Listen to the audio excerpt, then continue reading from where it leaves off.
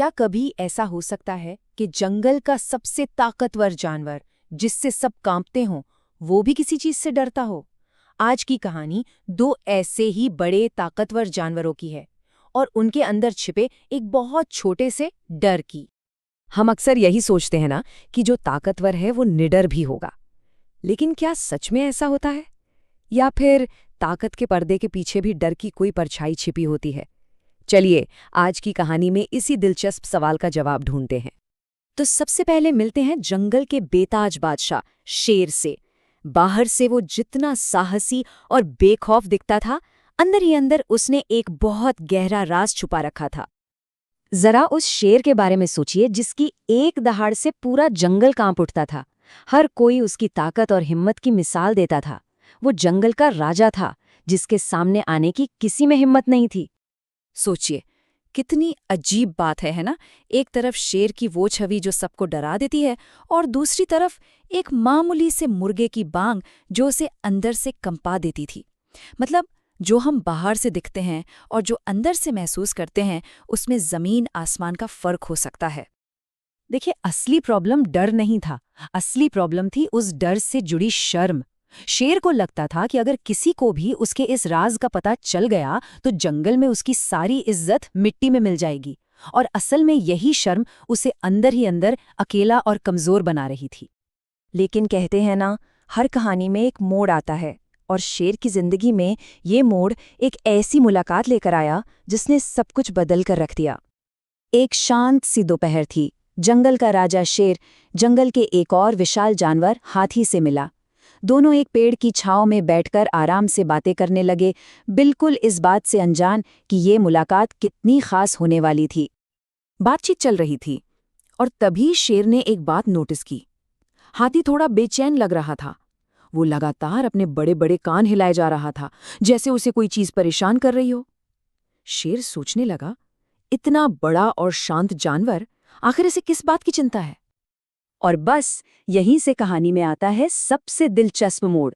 एक ऐसा राज खुलने वाला था जो सिर्फ हाथी का नहीं बल्कि शेर का भी दुनिया देखने का नजरिया बदलने वाला था।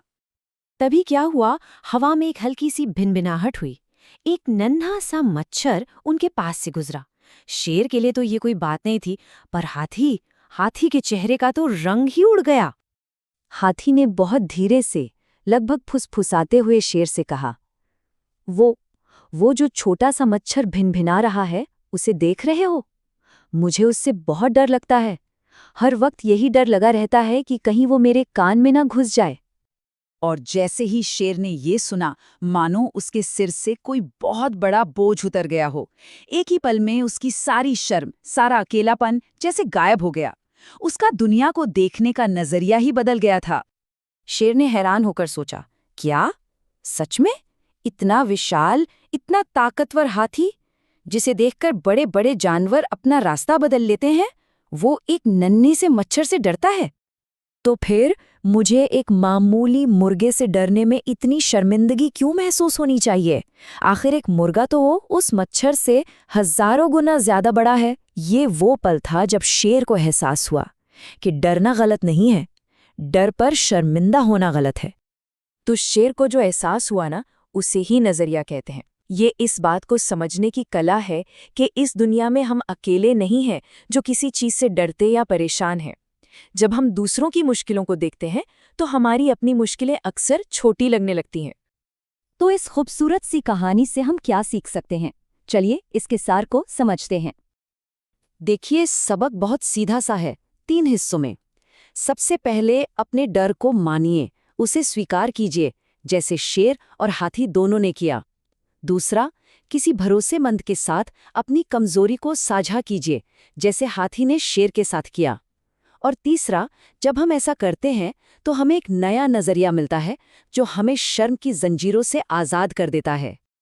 और अंत में इस कहानी का सबसे गहरा संदेश यही है, डरना कमजोरी की निशानी नहीं है, यह हमारे इंसान होने का एक हिस्सा है। कोई कितना भी बड़ा, ताकतवर या कामयाब क्यों ना हो, डर लगना एक स्वाभाविक बात है। असली हिम्मत डर को छिपाने में नहीं, उसे स्वीकार करने में है। तो अब सोचने वाली बात यह है कि हमारी जिंदगी में वो कौन सा मुर्गा है, वो कौन सा छोटा सा डर है जिसे हम शर्म के मारे दुनिया से और शायद खुद से भी छुपाते फिर रहे हैं।